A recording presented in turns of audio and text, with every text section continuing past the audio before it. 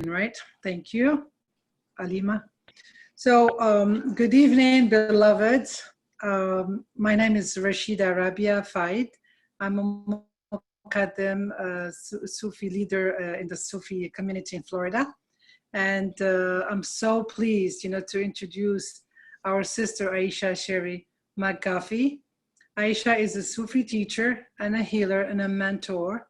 And she has a bachelor's degree in science and chemical engineering from Cornell University.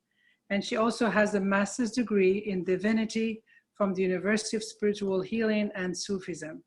She spent 15 years in corporate life in engineering and management consulting functions.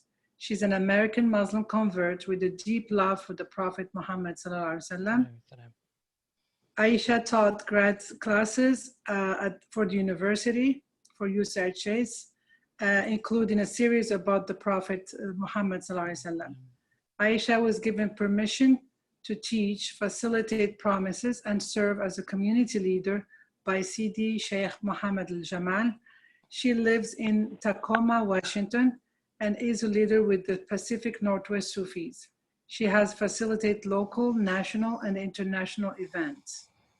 Aisha is much sought after spiritual healing practitioner with 30 years experience. Her healing practice is alive healing therapies where she helps folks of all ages with serious physical, emotional, and spiritual illnesses and issues by phone and in person.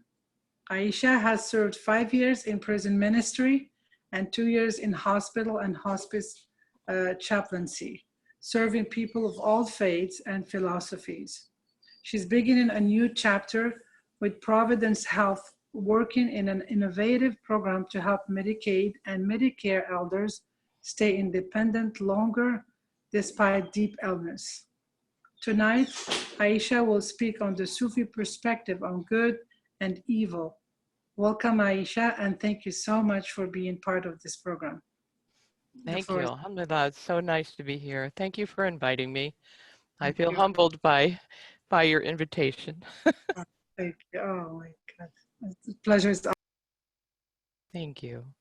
I've lost your hearing you. Are you still on? I said, yeah. There you are. Yes. I'm going to mute myself so we give you the floor. And okay. Thank you. Please start. Thank you. Thank you. Bismillah ar-Rahman ar-Rahim. Thank you so much, everybody, for being here, and all those who may listen to the recording later. I want to ask your forgiveness. I have a facial palsy that I hope it doesn't distract you too much. But here I am in all my imperfections, and grateful to Allah to be here with you and to speak about something that really matters to me. And I hope it will be helpful for you to explore with me as well. If you have questions, I don't know how you guys handle it, but please do ask questions, and I'll pause at various times, or I hope our facilitators will let me know if there's something that someone would like to ask. Yes? Okay. Let's start with Fatiha. That's our opening prayer, asking for guidance and help and to be kept on the straight path. And if you know it, please recite with me.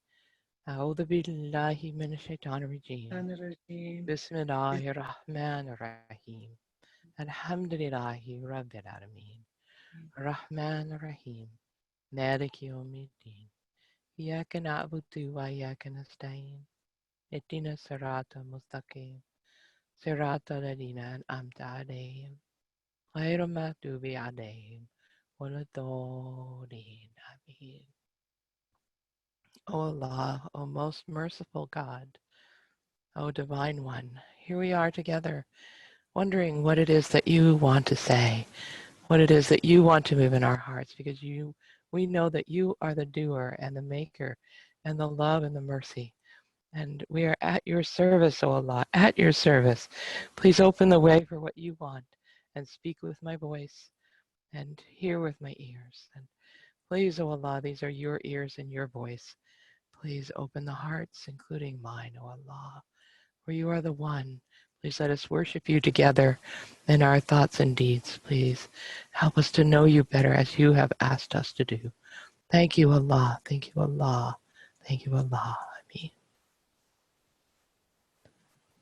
And now I'm going to do the invocation of the prophets, a triple kalima, just calling in the energies and the flavors of our wonderful prophets, alayhim salam, to help us today and to, because we're speaking about the stories of the prophets. So, La ilaha illallah, La ilaha illallah, La ilaha illallah, Muhammad Rasulullah, Ibrahim Rasulullah, Musa Rasulullah, Isa Rasulullah, alayhim salatullah. Allahu Akbar. So as I was wondering and praying about Allah, what do you want to have taught tonight? I got this image of myself as a little girl, about 4 years old, I think. And I was sitting there just praying and wondering, why am I here? And why am I a human of all the amazing forms that I could have been? I could have been a kangaroo. I could have been a star. I could have been a cat. I could have been a horse and have a whole lot of fun out in the pasture, right? Could have been any of those things. Why did he make me a human being? And as I was sitting there at 4 years old, wondering this, then I started thinking, well, and look how crazy this world seems. Look what these humans have done. I mean, look what we've done here. And how does that work? And how do I fit into it? And how do I become a better person? Because I already was a Sufi at that point. I didn't know it. And then I just wondered, how can I be better? How can I not be mad at my brothers or sisters? How can I be more loving in this life? And I didn't have a lot of tools. I don't know about you, but there were not a lot of tools in my life about that. So here I am, decades later, and having been drawn by Allah's grace and his incredible mercy to this path of Sufism that explains to my 4-year-old these questions that I have. And I feel so grateful now that he's led me along this path, and you too, whatever has happened with you, that some of the answers can come. And I see now that he is the Mujib, the one who answers prayers. I know this, but I think of it I have thought of it in a more short-term way. Like if I ask something, maybe I'll see it in a week or two or a month or two. But this is the answer to a prayer from my 4-year-old. So it's been decades in being answered, decades. And yet he answered my prayer in a way that I could not even imagine at that point. And I'm so grateful. So remember, when you ask for something with your deep heart, that Allah is the one who answers. We just don't know when, we don't know how, and we don't even know if it's going to be in this reality. But he answers our prayers. So that just affirms for me again, and my inner child just feels so good, I didn't know if he answered or not. I just trust that. But now I know that he did. So I want to share some of that with you, and I'm sure that that you have all had something like that at some point in your life, wondering, what is this about? We've got war, we've got famine, we've got deaths, we've got horrible things happening all around us, we've got politics, right? And how does this all fit in with the mercy, right? How does this work? And what does Allah set up here for us? So I'm the way that this is answered for me is so beautifully through the story of the Prophet Adam, alayhi salam. And when I say alayhi salam, you know that means peace and blessings upon him. So you'll hear that. I'm going to show you this book. This is the book I'll be reading from, Stories of the Prophets by Sidi Al-Jamal. And Amina Al-Jamal is updating this so that in a number of months, we'll be able to see an updated version of this. And so I was with her this weekend at this fabulous Zawi retreat with her. And she read this, and it went so deeply into my heart that I just had to share it with you. So I think this may answer some of your questions. And I hope that, I know it's easy to multitask, but while I'm reading this, you might want to just sit and close your eyes because there's so much light in it. Feel free to do what you want, but for me, the light just comes through it so clearly, and it moves my heart. And so it answers more questions than I have in my conscious life. So that's just an idea. You can do what you like. All right. So let me start reading some of this. And my first question is, why was I here? Why am I here? And in Quran 51:56, he says that he put us here to worship and know him. So, all of my search for meaning over all these years, the meaning is to worship him and know him. And that's why I'm here. And that's a very big relief for me to know. It's not to do something special. It's not to be the best human being that can be. It's not to, raise a family, right? All of that is part of the adventure. But the real point is to worship him and get to know him and know him. And I want to do that.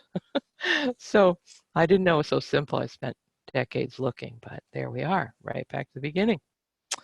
So the nature of the human beings. That brings part of the story of the angels asked that same question in the creation story that I'm going to read for you here soon. And they said in Quran 2:30, and lo, my sustainer said unto the angels, behold, I'm about to establish upon the earth one who shall inherit it. And they, the angels, said, wilt thou place on it such as will spread corruption thereon and shed blood? Whereas it's we who extol thy limitless glory and praise thee and follow and hallow thy name. And God answered, verily, I know that which you do not know. So what does he know? And what does he tell us about that? I'm curious, right? The angels thought we were going to make a big mess of this thing. And we have, really. But in the story, in the play that Allah has created, there's a lot of mercy in it. And there's a lot in it. And there's a lot for us to learn in it. So alhamdulillah, I'm so relieved, because when I look at it just without any meaning, it looks pretty horrifying. But when I look at this reading, I'm not really horrified anymore. So may that also happen for you. Okay, this is from the Prophet Adam, alayhi salam, and this is from our Sheikh, our guide, Sidi Muhammad, and I'm going to start reading some of this. From the beginning, and there was no beginning, there was never a moment without light, which was without state, without place, without end. And he says, فَعَلَمْ أَنَّهُ لَا إِلَهَ إِلَّا أَنَا. Therefore, truly, there is no God but I. Meaning, there is a law not after, there is a law not above, there is a law not beneath, there is a law without sides, there is a law everywhere. This was before time, when there was no time, only a law. Then he took a handful of light from his face, and he said, be Muhammad. And this was the first word in his creation. When he said, be, kun fayakun, this meant that the essence of everything, the existence of everything, and the essence of the reality of everything came through his existence, meaning God's, through Adam, through the light of the prophet, peace and blessings be upon him, in that moment. Referring to this, the prophet, peace and blessings upon him, said, the first of Allah's creations was the light of his prophet. So this is, I understand part of this to mean, there is only Allah. All of the things that are happening, we see each other here, the things happen in this world, it's still only Allah. He's the only one that actually exists. This is all a dream, a play. This is all, we all are shadows in a certain way, and we exist in a certain way. But we're still, Allah is the only one. And in Hadith he says, my slave does not cease to draw near me with prayer and asking until I become the eye with which he sees, the ear with which he hears, the tongue with which he speaks, and the hand with which he grasps, and the foot with which he walks. Then he becomes the slave of his Lord. If he says to me, if he says to a thing be, then it is. Now, this is me now talking. When he's talking about slaves here, you know it's not like slavery in our country, the horrible institution that we had. This is a very spiritual, sacred thing where we bow and surrender, as one of the previous speakers has said, just to the divine, not to any person, not to any group, not to anything, but to the divine as we feel the divine in our hearts and our souls and through our spiritual connections, however that is for us. So being a slave in this respect is a holy, sacred thing because, at least for me, I want to be moved by my Lord, not doing things from myself. So the more that happens, the better for me. Then the beloved is not a slave, and at the same time he is a slave. There is a slave, abd, and there is a lord, Rab, in the outside language, but in the essence of his existence, there is only Allah. Allah subhanahu wa ta'ala is always the container through you, through everything. When you return everything to him, then you see that Allah moves you as he likes. And this is what I mean when I say that there is no choice for us because there is only he. But it is from the deep politeness to say, I'm a slave, and this is also from the deepest wisdom. Allah is Allah, and there's the creation and there's the slave. But in the inside existence, when you look deeply with the eye of Allah, there's no space for the slave. You see with his eye, you hear with his ear, you move with his strength. Then he is as he says, Fa'alahu lima yurid. Surely your Lord does as he wants. That's from the Quran 11:107, meaning do not think that you can do anything. You speak with the tongue of the slave and you hear with the ear of the slave. If you return everything to him, you see only him. Everything that you see without Allah is nothing, meaning all these things are images. When I say destroy the pictures, Sidi says, I mean to destroy them, but in the deep way with deep politeness, and to know how to go through these pictures to return everything to Allah for Allah, but in a gentle way. This is the separation, but in the deepest way there is no separation, and there is no choice. But for the people, there is a choice, so I say to them, why do you steal? Why do you lie? There is Sharia, and he wants you to move through the Sharia. The Sharia makes the separation, but know how to keep it and to change it to be the truth inside. This is the deepest thing. I am sure that I put all my beloveds on the shore of the truth, and I send my hand to everyone, and I say, this is the shore of the truth, and you can swim in the ocean. I'm watching you, and I care about you. So this is our Sheikh. He's watching us and he cares about us, even though he is not in this world anymore. His spirit is beyond that because he's been with Allah, from my understanding and from what he writes here. And in the Zawiya, I really felt like he was present with us and pleased with us some of the time for continuing on despite that he's not here in his physical body and everything's changed and the world is very difficult. In one piece of writing, he said it's like, this is a time like the time of Noah. And you remember that Noah had to get in the boat and bring the animals in and, all the people drowned because it was such a terrible world at that point. So, I can really kind of relate to that. This is a tough gig right now. So he also says about timing.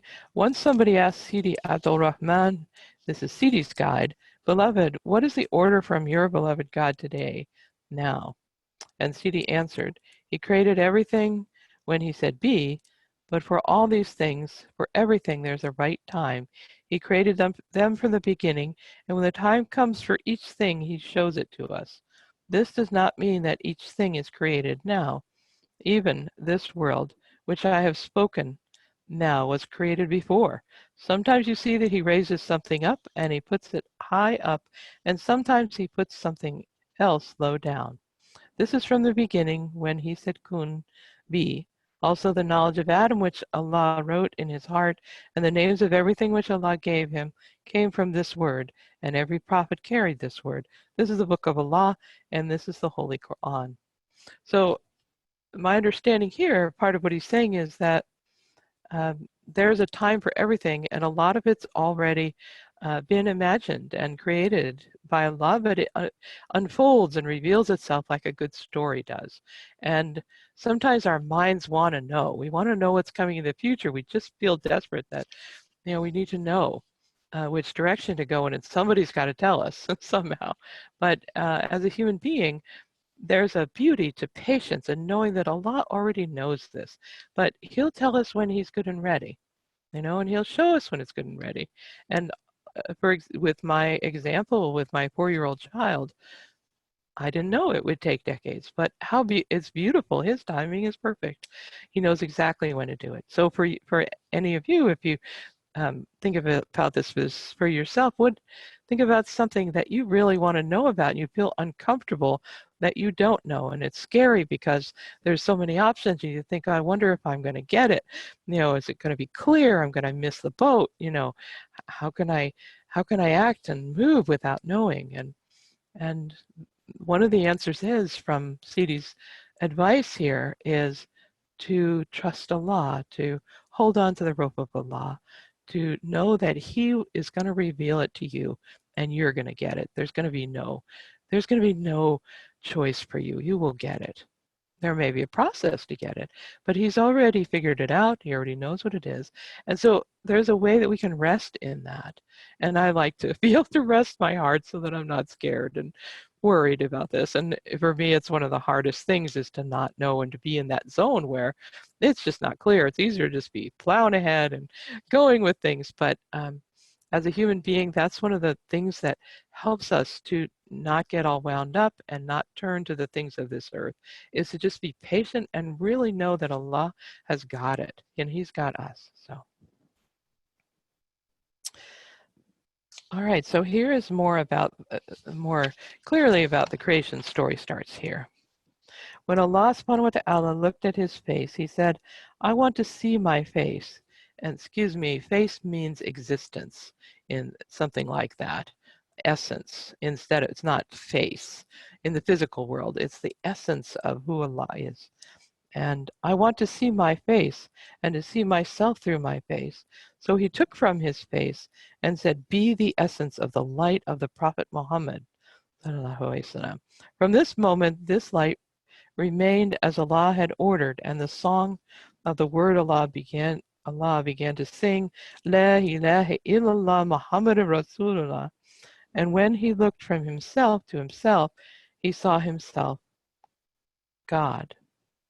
He saw La ilaha illallah Muhammadur Rasulullah without separation, meaning this was the essence of his light. The Prophet ﷺ said, I am from the light of Allah. And he said to his beloved Jabir, the first thing Allah created of the essence was the light of your beloved Prophet.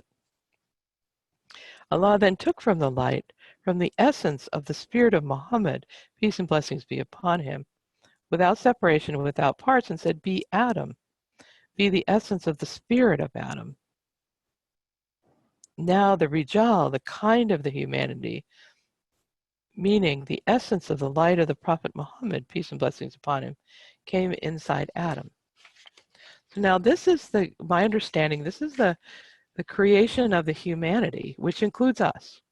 So this whole story of Adam is about each one of us, because we are all one humanity. We are all brothers and sisters, and there's really no difference. We have little individual differences in our paths, in our religions, in our ways of thinking, our philosophies, our lives, but really it's kind of like an 80-20 thing.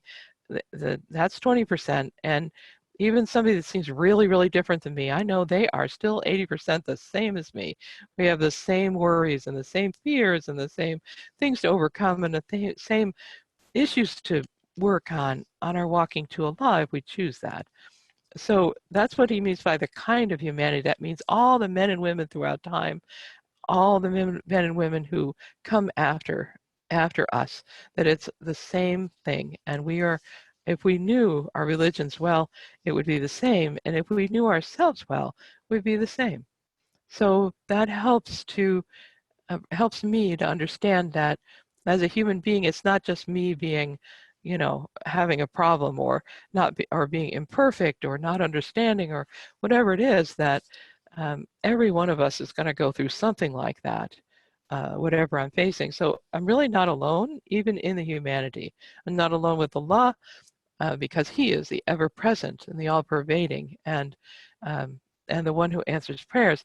But the humanity, we're all going through similar things. So that was a surprise to me. I always thought that I was different. And maybe I wanted to be different in some ways, because then you get to be special. But you also get to be on the outside of things. So, you know, if we think about, every one of us probably wants to be special in certain ways and wishes we were, and, you know, all that. But we are special to God, and we're special as human beings, even though we're imperfect. And maybe because we're imperfect and because we are the way He created us. So when I say spirit, Ziti says, it is necessary to understand that the spirit is more subtle than the essence, and it contains the essence of the soul of the prophet, peace and blessings upon him, from which the whole creation came into existence. The spirit and the light of Allah are one and the same thing, so that when Allah subhanahu wa ta'ala took the handful of light from His face, what He took in reality was the spirit, ruh. Allah created the 7 heavens and the earth and everything from His face, and this was the essence of the humanity, which was the complete creation in a very subtle state. From this essence, which also contained the elements of air, fire, water, and clay, Allah made the essence of the bodies of the angels and the jinn, which He created from the body of Adam, peace and blessings be upon him. He says in His Quran, and we created the jinn before the humans from scorching fire. And that's 1527. This was the creation of all the essences, but the humanity is another thing, because it has 2 parts. First, the essence, and then the body. When Allah said, be the essence of Adam, and the spirit came inside the subtle body of Adam, peace and blessings be upon him, from the spirit, He sent the soul of the life to the subtle body of Adam, and at the same time, He sent the soul of the life to everything. This was Adam's humanity, when it was full of the light, and his body at that time was exactly like the bodies of the angels, completely the light.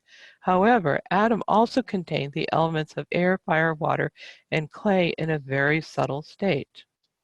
So we're talking about how the humanity was created, and my understanding of this is that Allah created the essence of the Muhammadan light first, which there's a Mohammedan essence which contains everything that exists, including us.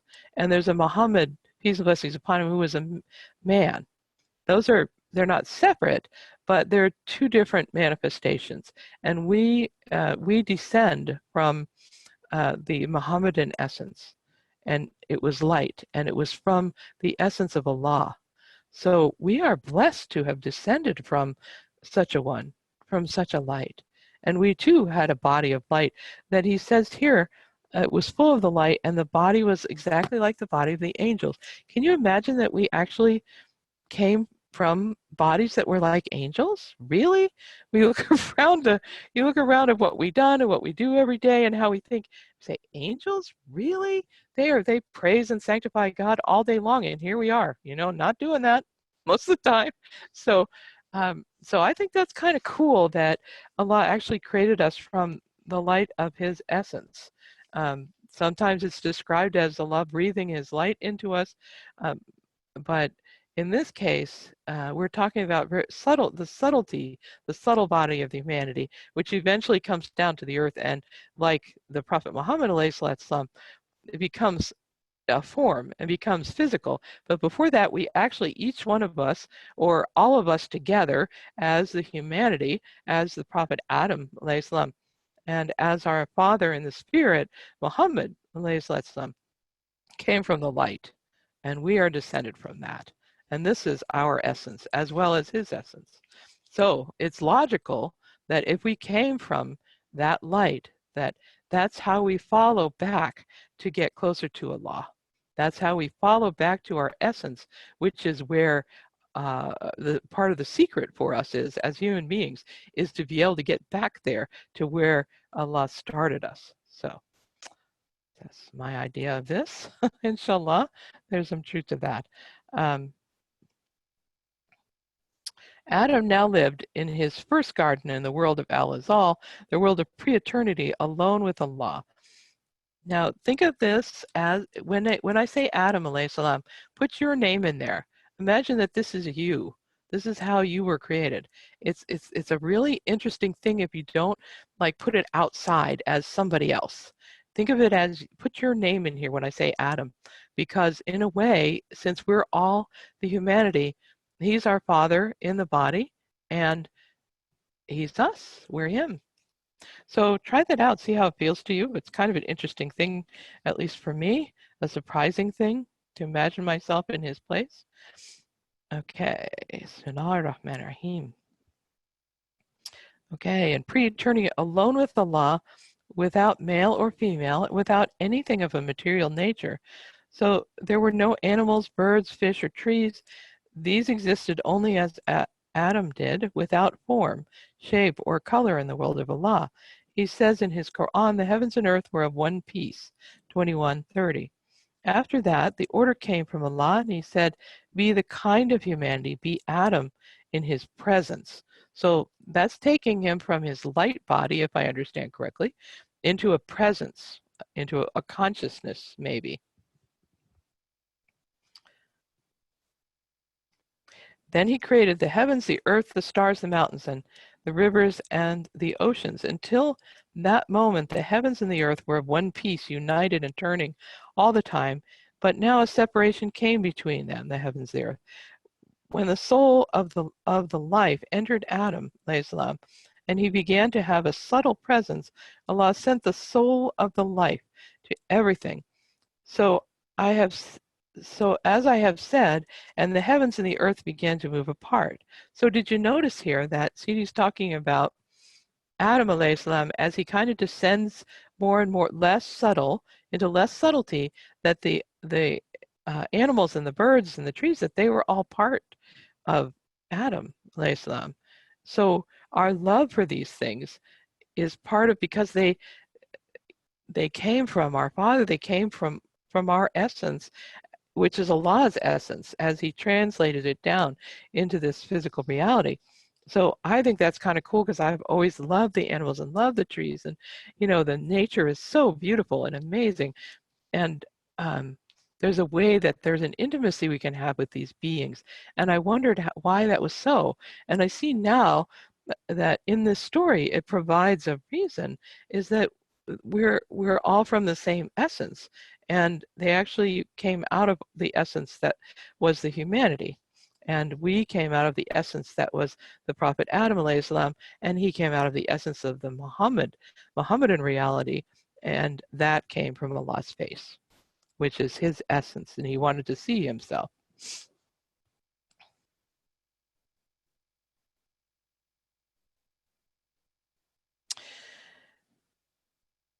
When the soul of the life entered Adam and he began to have a subtle presence, Allah sent the soul of life into everything.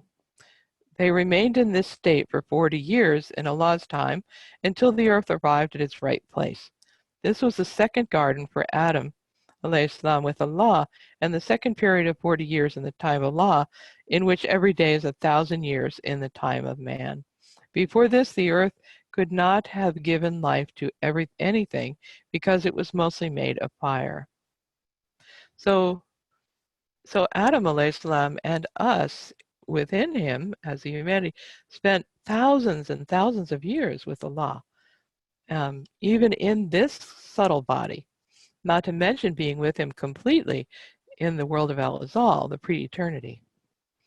So when we come in, when we're born, you know how beautiful babies are, and even their smell, and yes, they do have other smells, and they're trying to find their way in this reality, but the beauty and the purity of their hearts I can feel that they come from this world of Al-Azal, that they come through this beautiful purity. And so we're talking about what we call our fitra, which is we come in pure, and then the world starts to affect us and affect the way we are in this world.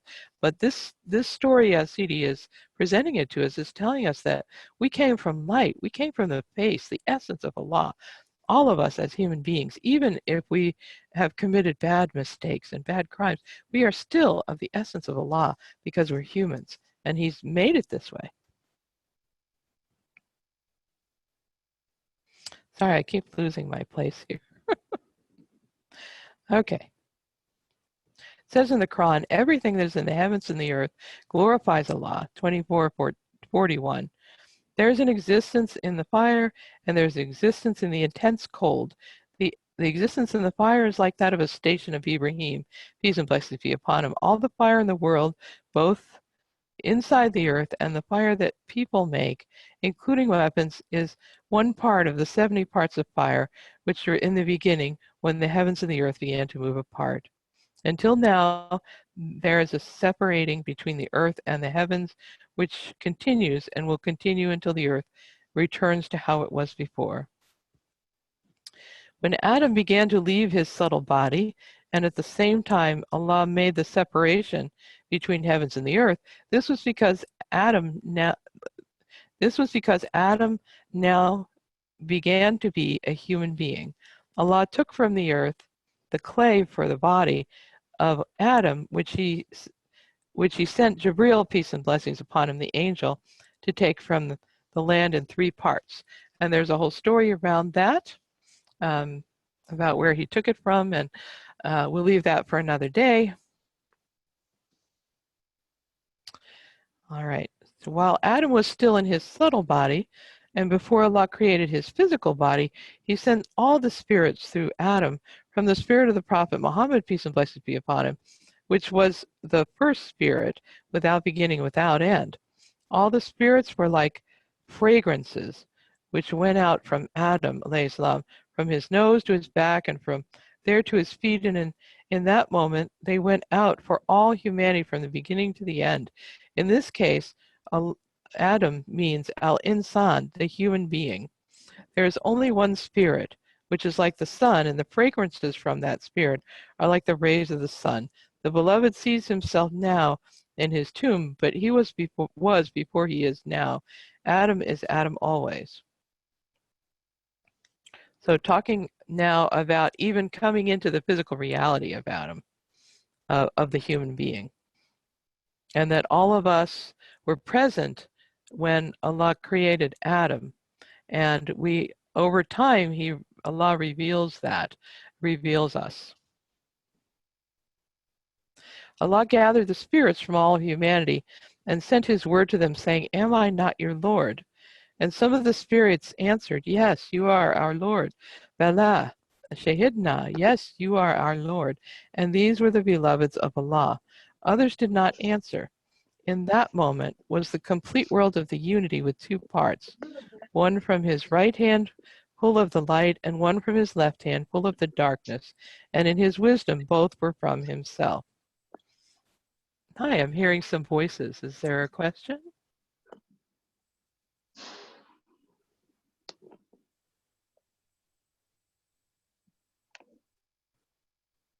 Okay, I'll assume that's a no for now.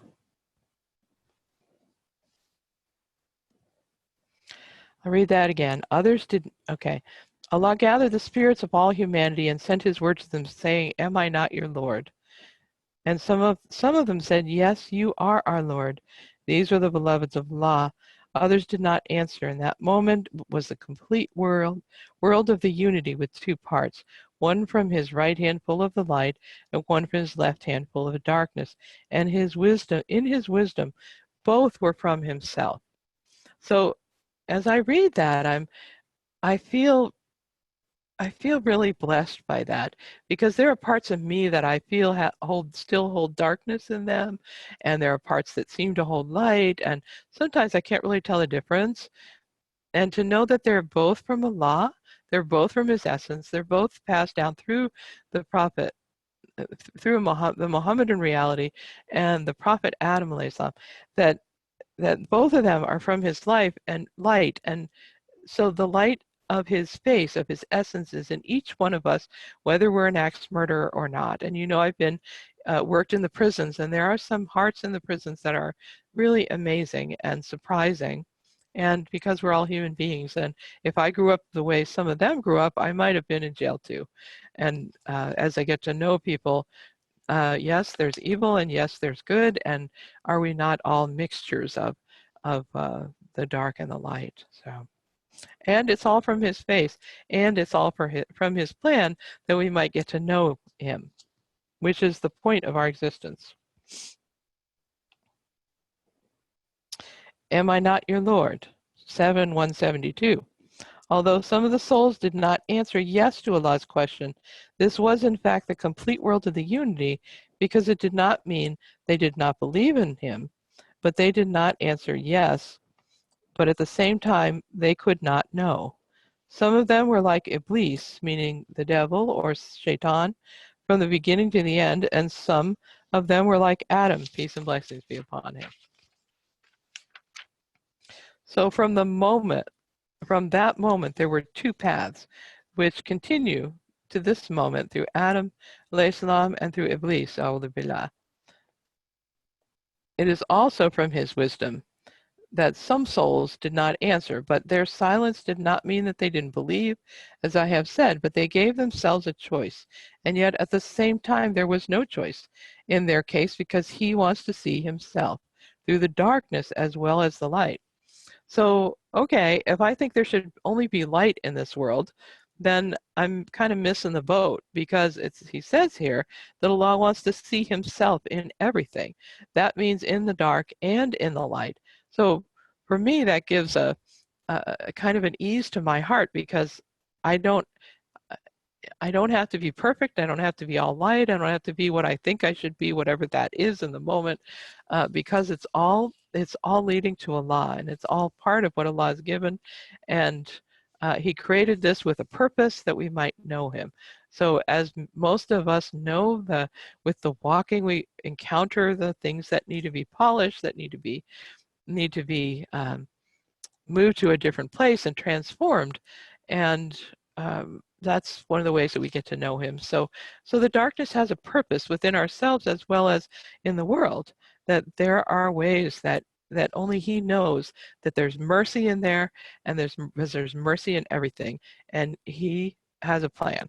So I love that, and we get to know him through all of those ways. So when I see the darkness now, or I see even the evil, and I see the things in the world, yes, it sounds horrible, but on the other hand, his plan is that we know it, that we know him, and it's all from him. So that doesn't mean that we don't say stop when something is wrong, but it does mean that there is a purpose behind everything, and I can trust that.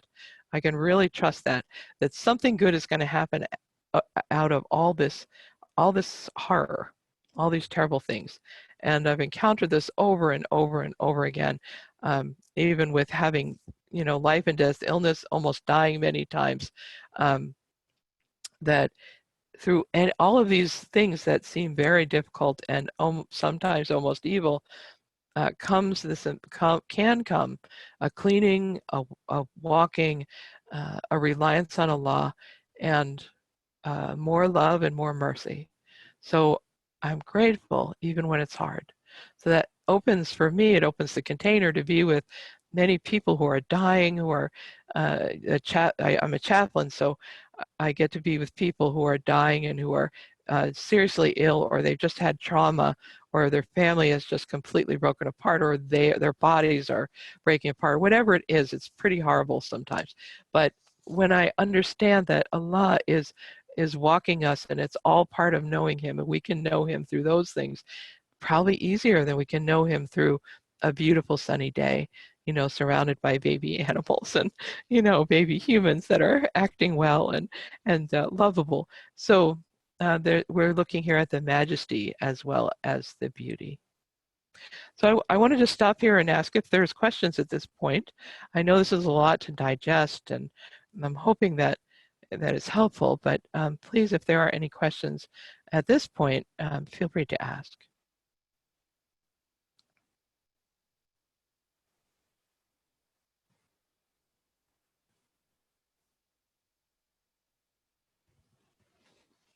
I don't see any hands yet, beloved. Okay, thank you.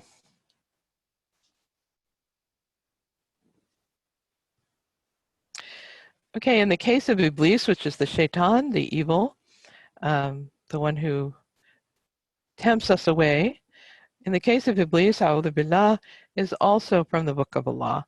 If he had not refused the order in the beginning to bow to the Prophet Adam alayhi salam, you would not see the world now, because through the darkness you can also see Allah.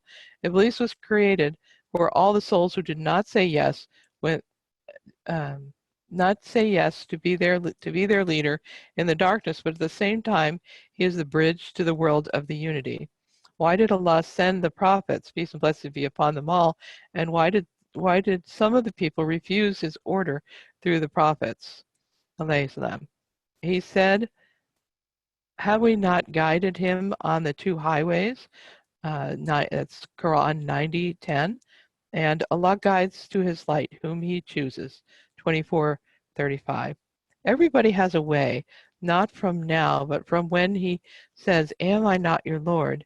And he guides his beloved now, because he answered, Allah, I am of your beloveds.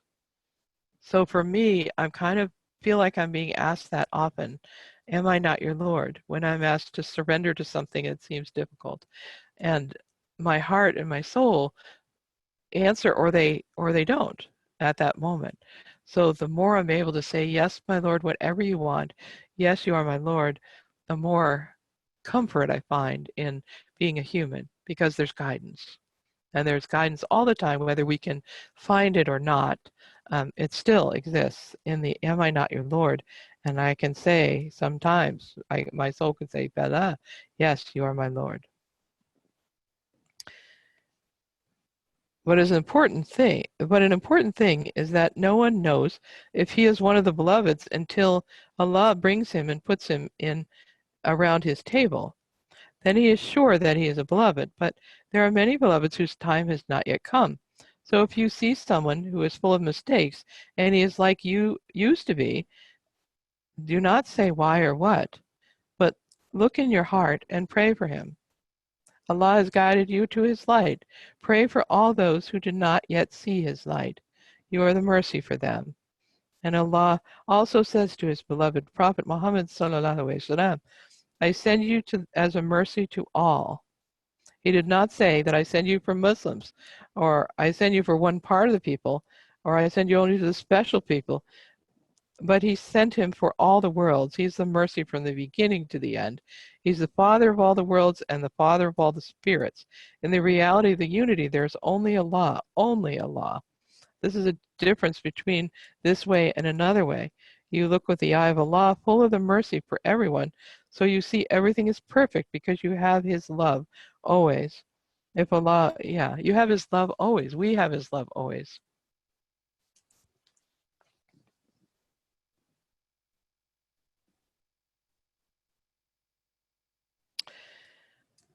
So when you see somebody that really annoys you, there's bound to be somebody in your life, think of them now, somebody in your life that really, really annoys you. It could be, even if they're evil, it could be that tomorrow they're going to be better than you, because Allah might call them, and so you don't know. So, you know, this good and bad and evil and mistakes, and praying for them is really the answer. If you can, you know, in our human way. But that's comforting to me too, see, because it might just not be their time yet. They may be an amazing leader of drawing people to Allah, but they just don't know it yet, and it's just not time for it to be revealed to them. They're struggling in the morass of mud and, you know, dunya, earthly things. But tomorrow something may completely change. And I've seen that even in myself, that you know, it is not always a progressive, you know, movement to Allah. There can be fits and starts and amazing gifts of jumps of consciousness, and there can be, you know, times when I'm just feel completely, you know, brought down and debased, and that's just the way it is. And your pride and, and confidence and all those things get tested. And so when we see somebody who seems to be bad or mistaken or even evil, we don't really know what Allah has in store for them, because even the guy who threw the spear and killed the Prophet, peace and blessings, the Prophet's uncle, radiallahu anhu, killed his favorite uncle. He ended up being a Muslim later, and a person in his community, and the Prophet, peace and blessings upon him, had to forgive him and understand that he was called then, and he wasn't called before, and he made a lot of mistakes. So can you imagine that he had to look at this guy who had killed his uncle, his favorite uncle? He had to look at him and, have him as as mercy, as part of his community. So alhamdulillah, his example is amazing. And it's hard for me to even, it's hard to forgive people who have wronged me. But when I can, I feel better, and I think of his example. And so, even when we spot the evil, can we not forgive and learn how to be untriggered by that, or learn how to ask them to stop in a good way? It's a different way of looking at the negativity that's around. Okay. The Prophet Muhammad, peace and blessings upon him, was asked, if I do everything completely right, will he put me in the garden? And he replied, not one of you shall reach the garden by his works, meaning do not worry about your work or about what you're doing, but trust Allah. Do everything for Allah. Do everything for his essence. You are his slave, and he will put you in the garden if he wants. There is no choice for you. The person asked the Prophet, ﷺ, even you, beloved Prophet? And he replied, even me. So that doesn't say don't do good works. It just means, you can't be better than somebody else because you did a lot of good things. That's not how it works. It's great to do good things, and may Allah reward us for that. But he doesn't have to. It's his, it's his decision in the end, and he already knows what it is. So even the person and ourselves who have done mistakes still have a chance of being with Allah, and still have a chance over time and in an instant that Allah can make anything he wants. Alhamdulillah. The beloved of Allah thanks him always that he lets him to be one of his children who follow his love, and to be those who sing for his face, and to remember his name and be his name. When you look with the eye of the Spirit, everything is more than right. But this does not mean that he does not want his beloved to be like the sword, and to be the sword of the Sharia for those who walk on the outside. Say to anyone who steals, this is not right. Allah says that you must not steal, and you must not lie. This is his order. But at the same time, you know that in your heart that everything that you see is really, in reality, perfect. The founder of our order said, if you look at the people with the eyes of your body, you don't like them. But if you look at them with the eye of your spirit, you can't really say anything. After Allah subhanahu wa ta'ala sent all the spirits through Adam, peace and blessings be upon him, he taught Adam the names, all of them. Quran 2:31. He taught him the names of everything that he had created, of which the angels had no knowing. And he made him Khalifa, representative, for his creation, because it was necessary for Adam to give birth to himself in the humanity and to have the knowledge of every created thing. So the names which Allah gave him were the knowledge of all the material creatures, as well as the subtle world, in preparation for the moment when the heavens and earth came to the state of separation.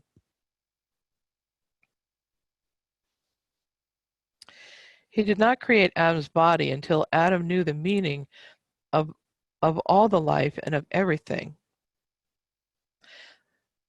After the creation of the physical body of Adam, Allah left him like a jug, you could say, without anything. He now had a presence and could understand and taste everything more completely than he had before, because he had both a dense and a subtle body. He began to eat and drink and sleep, and this was from the wisdom. So I kind of imagine, like, I was a potter, so I used to make pots and vases and bowls out of clay, and they were all very porous, especially when they dried. So, but they didn't contain anything. They were just items, and that's how I kind of think about this water and clay bit, where Adam was starting. Adam meaning the humanity, and Adam the prophet, how he was just having a kind of a porous physical body, but nothing in it. The first word Adam spoke after he had been created in his body was La ilaha illallah Muhammadur Rasulullah. Allah spoke this word in the beginning when he sent his spirit to create the spirit of the Prophet Muhammad sallallahu alaihi wasallam, and this was the same spirit that came inside Adam. So the word La ilaha illallah Muhammadur Rasulullah was not stopped from the beginning. Adam knew it in the existence in the world of Allah, but this was the first time that it was repeated in the language of the humanity by the tongue of the human being. So just think of it. La ilaha illallah Muhammadur Rasulullah. We say this in our prayers, we say this in our dhikrs, but these were the first words that that any human being spoke. Can you imagine that we're saying the same words from the beginning of time of the human being? And that this is the most important, for us it would be a phrase, but the most important word. La ilaha illallah Muhammadur Rasulullah. So when we call Allah with that, perhaps it brings our spirits back to remembering who he made us to be back when we first had a body, back even before that, when he took the light from his face, said, be Muhammad. But we speak La ilaha illallah Muhammadur Rasulullah, just still having those words that can come on our tongue can remind us of the human being in the best of form.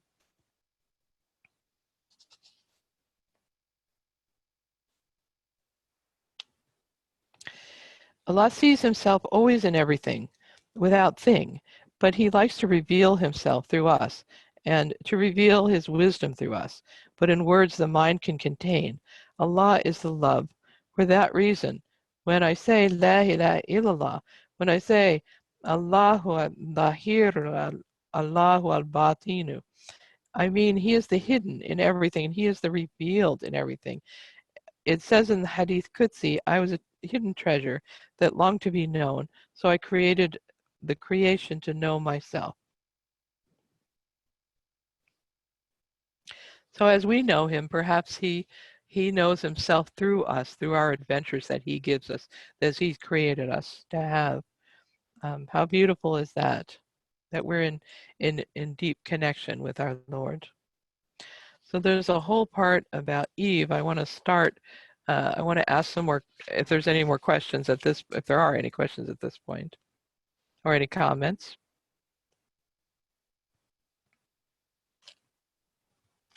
For those who are on the phone, if you could press star unmute if you want to speak, in case you don't know. Yes, thank you. *6. If you're on the telephone, we'll unmute your line, inshallah. Okay.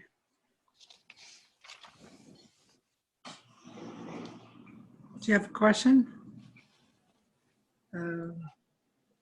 Beloved, do you have a question?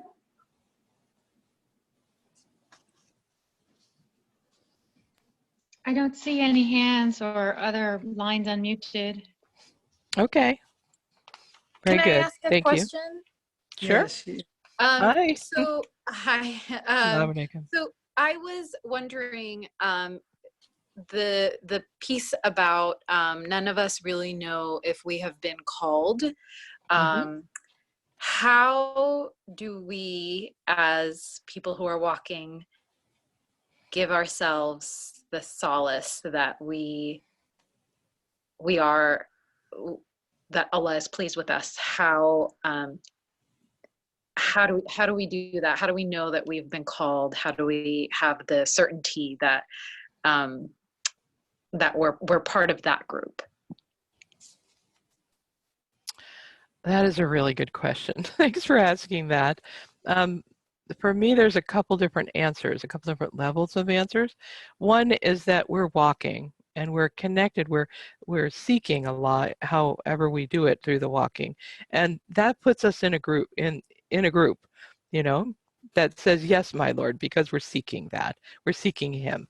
So I can rest myself in that, is that I'm aware of Him as much as He gives me to be able to, and I'm walking, and my intention is to seek Him, or to, however it is in whatever station I'm in, is to be closer to Him and know Him like He's asked us. So that should, for me, that's a great comfort. And I don't have to be perfect. I don't have to be like, you know, enlightened and having gnosis, but the walking and the intention is what puts me there in the yes, you are my Lord category, right? So another aspect of that, though, is that there are other people that may kind of come online later, and they may not appear to be walking at all.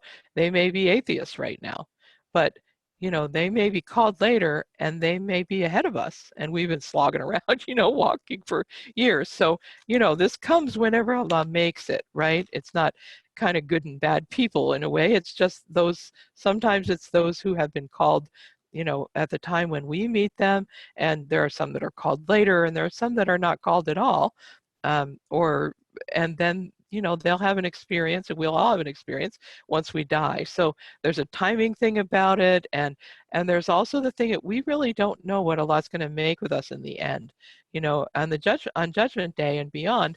You know, that's all His. He's told us some of the things that, you know, that He saves for Himself. You know, He gives us 1 part mercy in this reality and 99 parts for the Day of Judgment. Thank you, God, because we're, you know, I feel like I'm going to need it, right? You know, we all make mistakes, and so I'm so glad that there's mercy there. But we'll all then have an experience, as He tells us about, where even if we haven't been seeking God or been one of His people, then we'll have a different experience in the afterlife. So. So I hope that helps. Is that kind of what you were asking? Yeah, I think it goes back to just not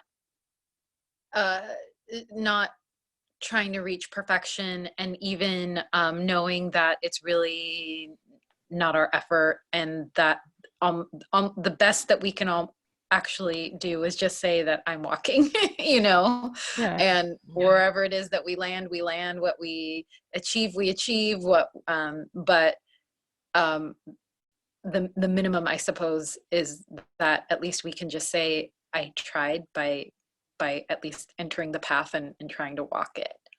Yes. And knowing that Allah has a plan for us, and He's going to do what He wants to do. So we want to keep our eyes on Him, no matter what that looks like, and keep asking Him, and make everything about Him, and Him, her, it, beyond gender, right? Yeah. So if we stay with Allah, no matter what that looks like, that's the key, and trust Him, and follow Him through through anything that happens to us. So in our path, it's the name Allah is the most critical of all the names. There's a lot of people, there's a lot of orders studying the qualities, and the qualities are amazing, but in the end, they're all contained in Allah, in the name Allah. So in the Shali way, we stay with Allah, and we say Allah, and we dhikr Allah in our hearts, even when we're talking. Like I'm hoping, you know, trying to learn I'm learning to multitask. So I'm hopefully in my heart, I'm saying Allah, Allah, Allah as we're talking, you know, and sometimes I forget astaghfirullah, Allah, Allah, Allah, so that we're continuing to keep our focus on Allah. And eventually, inshallah, we'll start, our humanity will start fading away, sometimes through what seems like our effort, sometimes as a pure gift from Allah. And as if we stay with him, he's going to take us on a journey, you know, and that journey is going to be perfect for us, and we're going to know him that way. And so that's where I rest. That's the safety, is Allah, is to hold on to the rope of Allah, no matter what that looks like, no matter what circumstance. And that's how I rest in, when I can, right? I mean, human being, just like we're all the same, right? When I can, is how I rest in being one of his people, because I'm constantly, you know, aware of him, inshallah, right? You know, and so that's the key for our order, is to be aware of Allah and to be asking Allah, to be interacting with him all the time, to focus everything on him, to ask him about everything, to, you know, to make him him, her, it, again, beyond gender, to make the reality of Allah more and more real, more and more a part of our lives, a part of our every moment, part of our every cell, you know, in our body, every drop of liquid, that we become aware of him in every face that we see, even the evil, even the horrors, even the ridiculousness, you know, of the human being, even in our faults. We're focusing on Allah, asking him about it. You know, everything is about him. Does that help? Thank you. That was really beautiful. Thank you. Yes. Thank you. Thanks for asking. Alhamdulillah.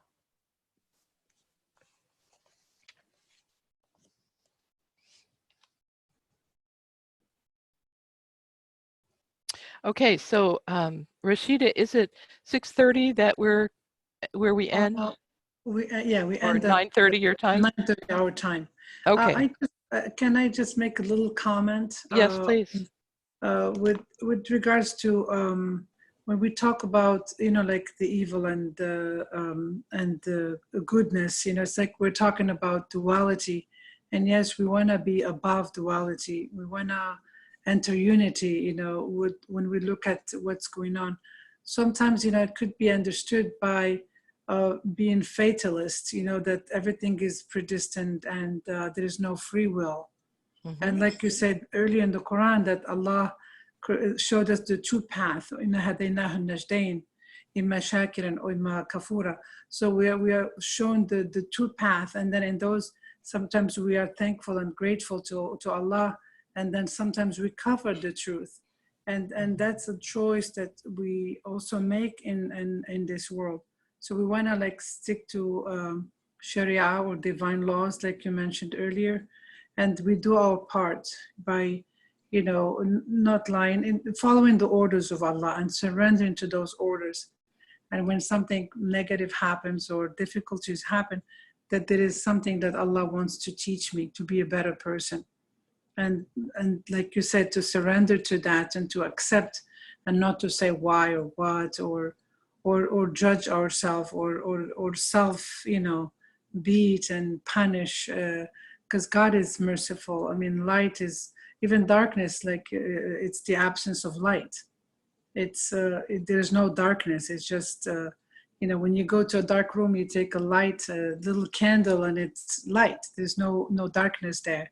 So yeah, I think I just wanted to see what, if you want to add something to that, or if you like to expand on that, I would appreciate it. Thank you. Thank you very much. Alhamdulillah. Yes, this reading is more on a higher level. So when he says that there's no choice for you, in a way there's not, because there is a bit of fatalism, because Allah knows everything that's going to happen, because he is the all-knowing and the wise, and he is time, or there is no time. So but we still have free will, as you say. Thank you very much for saying that. We still have free will as human beings to choose our path, and Allah may already know what we're going to choose, but even if he does, we still get to choose. And hopefully we choose in a good way. But even if we don't, as you say, we'll learn something. We'll grow, we hope, or we'll get in a big mess, you know, and something else will happen. And so our choices are put us in different realities, and following the Sharia is always a good idea. I love that we have the Sharia because it helps us to understand more about what, what would be best, in what would be the highest, what would the Prophet Muhammad do, what would he do in this circumstances. People ask, what would Jesus do? Well, we have the blessing of the Sharia, of tomes of books and scholars that have some sense of that. And sure, we're Americans, we don't like to be told what to do, we don't like to be restricted in our choices, but I've spent so much time with this over the years of trying to see what is the mercy that is within each of the elements of the Sharia, especially the ones that were so hard for me. And I eventually did find it, and I see that the Sharia is a beautiful, blessed light for us that helps us to understand how to be with Allah, how to be with each other, and how to be with ourselves in this world as a human being that is very difficult. So it gives us a certain kind of light that can encompass us and hold us in a good way and help us with guidelines and some structure. So I feel very blessed by the Sharia, as difficult as it can be sometimes, because it provides me with structure, it provides me with good habit. It provides me with ways to please my Lord, which sometimes I really need, if I feel like I'm messing up or just not finding it. So thank you for mentioning the Sharia and the beauty of that, and trying to stay within the boundaries that Allah has asked us. So but we have free will about that. We have free will about almost everything. Whether we change to Allah, there are certain things that are decrees, as I understand it, and we don't have choice about them because they're determined when we're born, but it's very few things. And then things adapt around us. And but that on another level, there's no choice, because we're surrendered to Allah. We're hopefully some of His people and want to surrender and want to do it the way He wants. So we surrender our lives and give up our choice voluntarily, and inshallah, voluntarily, God willing, that we want to do what He wants and what He finds to be best, because He's all-knowing and wise, and we're simply not. And I find that His plan is always better than mine, even though I think it's brilliant. It probably isn't, not in the bigger scheme of things. So thank you very much for mentioning those things, and may we all make good choices that would please our Lord, and if we don't, may we learn well, and may He be very merciful with us, because He is the most merciful. Did that speak at all to what you were mentioning with your beautiful speaking? Yeah, thank you.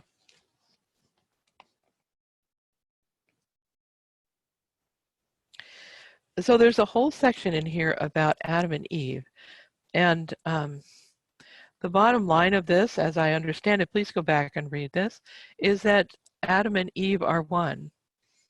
When we say the Prophet Adam, alayhi salam, that includes Eve, because she is part of him, and Allah created them together. When we say He created Adam, alayhi salam, He was creating the Rijal, the human being, not Adam, a man. He's creating the human, which includes the woman, which includes Eve.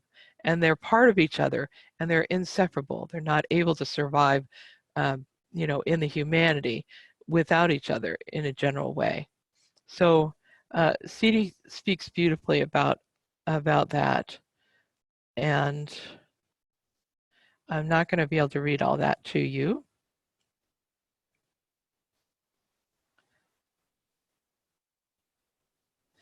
All right, Bismillahirrahmanirrahim. So, but I am going to read one section so that you get a flavor of it. Allah gave the order to the deep secret soul of Adam to give birth to himself, to see himself in himself, and this image of himself returned to him is Eve. In reality, there is no separation between Adam and Eve. Adam is Eve, and Eve is Adam. She is the mirror of him, from him to him, of his own substance, and she also gives birth to him when she makes love with him. So she is his mother, daughter, and sister, as well as himself. Before Adam slept with Eve, he ate to take the secret life from the tree. What is the tree? It is herself, the essence of Eve, the mother. So first he ate of the essence, and then he entered her to give birth to himself. So there's a whole segment about that, and I'm that's on, yeah. So please read that. It's very beautiful. So he's talking about the tree in the garden. This is the same tree he saw in the garden. He ate from it, so it could, through his body, become manifest to physical form on the earth. And they're talking here about the snake in the story. And the snake is the dunya, the materialism, the things of this earth that the shaitan sent to tempt the perfect man, which is Adam and Eve, alayhim salam. Thus, Adam is the first complete person in al-insan al-kamil. Within him is all the existence of mind and the existence of soul. He embodies the deep truth of all humanity, and his truth does not end. He embodies the deep truth of all humanity, and this truth does not end. Eve is also him. When he looks at her, he sees himself, not another. He listens to her voice, and it is truly his voice. And Iblis, Shaitan, also listens with a deep secret ear and knows his place well. According to the order for him, he must continue to be the guide of the darkness. For that reason, it is necessary to hear the message of the darkness in order to fully realize the message of the light.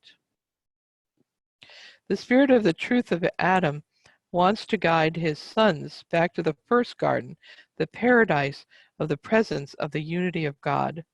It appears that Adam left the pure light of being in the garden to give birth to the life of the world, but in reality, he did not leave the garden, nor did the garden leave him. But he took the garden into the deep secret essence of his soul and covered it with the veils of all the qualities of creation, like a bride who covers herself in the midst of the world to preserve her beauty for her beloved alone. This is the answer. It is easier to preserve the light when one is surrounded by light and enveloped by light.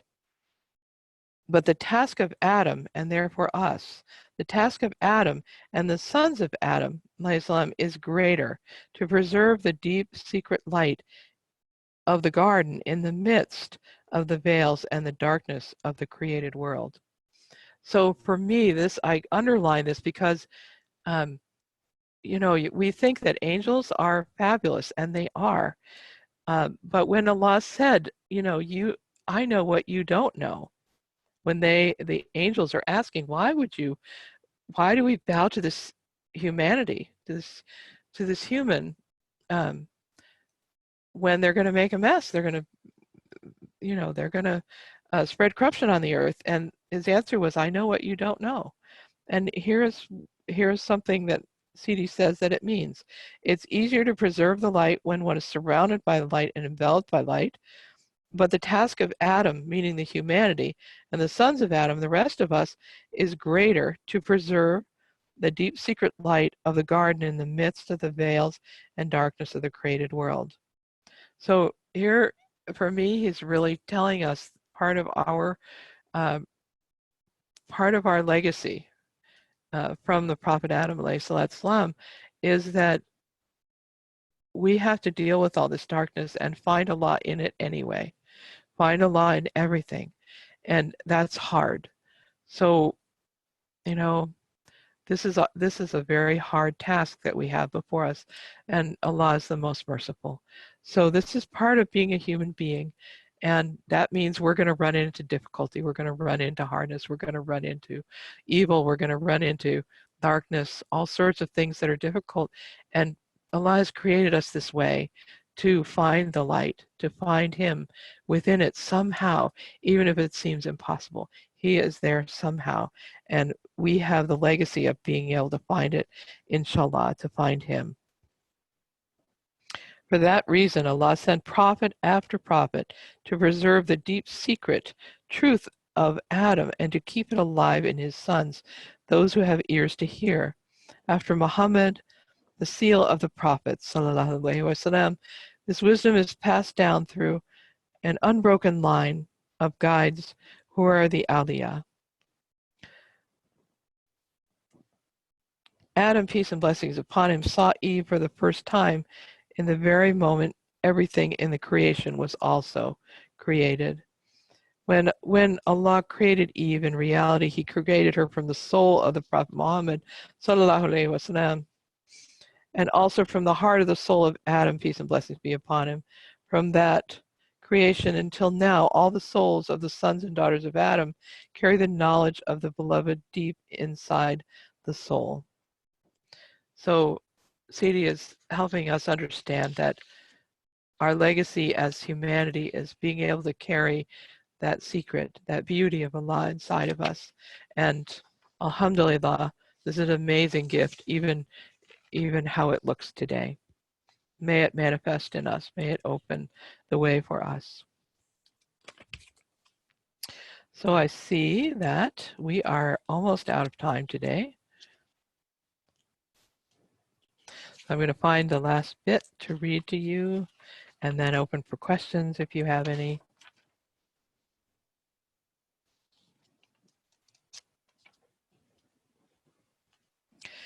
The pure Adam, the original Adam, lived only to remember. He had no one, only Allah. He had no beginning and no end, only light from Allah, no shadow or presence apart from Allah. Adam was turned only to him. Allah turned him toward the creation of the world in order for mankind to be born through him. So he put his self in Adam, and this self has three parts. And he talks about that.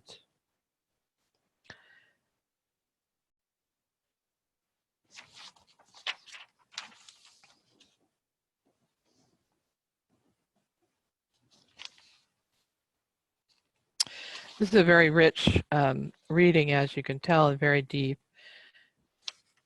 Okay, so beloveds, the light of the star that was over the throne of Allah, whose original home is the illuminated sky above the throne of the Most High, lives now within you.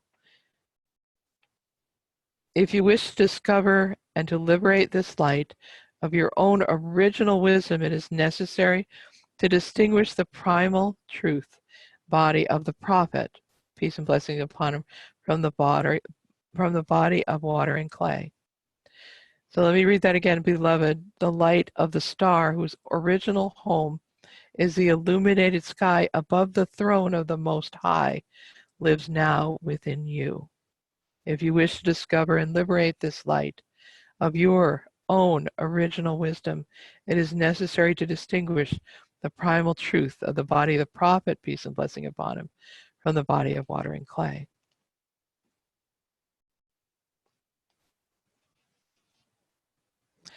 This is the real meaning of Al-Insan Al-Kamil, the ideal human being.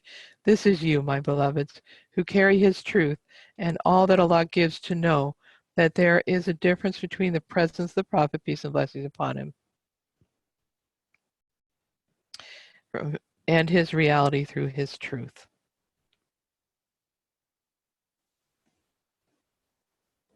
There is no separation between his existence and that of the Prophet, peace and blessings be upon him, and your existence. He is not a body, he is not a person, he is not the darkness, and he comes in every state and in every condition, and this is some of his secrets. Allah. I love this. This is the light of that star whose original home in the illuminated sky above the throne of the Most High lives now within you. So I want to leave us with that. For me, it feels very inspiring that by definition, all of us as human beings, no matter what happens to us, have this beautiful essence of Allah, of the divinity inside of us by definition of being a human being that connects us back to the beginning of time, of this creation, the beginning of this creation, where and we it's passed down, that we have the essence of Allah. We can connect the essence of Allah, and part of our job is to find a way to do it, to connect to this essence, this amazing Allah, through the darkness and through the evil and through the mistakes and through anything that comes to us, that we have that possibility in ourselves. It is built in. We have a built-in homing device through all of that. Alhamdulillah, by this creation story. I hope you get to read it again. Read it on your own. There's deeper and deeper layers. Every time I read it, I find more, as with most of Siti's books. And I hope that's helpful to your hearts and my heart as we look at the world that we live in and our own selves, that we come from a beautiful legacy and have the light of Allah inside of us, without inside and outside. But thank you so much for your attention and for sitting with me, and the blessing of Siti's readings that Allah gave him. So are there any questions? Thank you so much. Thank you so much. I think somebody, Alima, there is somebody on the chat, right? A message? She just commented, Amin, to one of the explanations that Aisha, you were giving. Alhamdulillah. Siti is really so, so beautiful in the way he describes this. It makes more and more sense every year, I hope. I mean, to what he's written. Thank you. Beautiful. Thank you so much. There any questions? I don't see any more questions. If you want to, people can unmute themselves. *6, raise his hands, unmute. If you're on your phone or on the, please feel free. I don't see any moment. Yeah. Well, Okay. What I have an announcement to make. It has to do with the classes. For the next 2 classes, they're not going to be on Thursdays. So one is going to be on Tuesday, March 10th, and it's going to be with Abdul Haq Godlas, The Knowing of the Secret. And then the following Tuesday, we will have, that's March 20th. I mean, no, it's not this, 10 days later, March 28th, Said bin Yunus, about the dhikr. So, and that class actually will be Friday. So one is going to be Tuesday, one is Friday. So I hope you can join us. Thank you so much, our beloved Aisha. This was a great presentation. And I always see, they always start with talking about the story of Adam. All the time, goes back to your origin nature. So that is so beautiful that you're teaching us this. And it's beautiful. Thank you so much. It's a great reminder. Thank you. Thank you. Thank you. Everybody say thank you to Aisha and good night. Bye. Assalamu alaikum, everyone. Alhamdulillah. Thank you so nice much. to meet Yeah. Thank Thank you so you, much. Aisha. That was beautiful. Alhamdulillah. Thank you. Bye-bye now. Thank you, Aisha. Good night. Good night. Alaikum.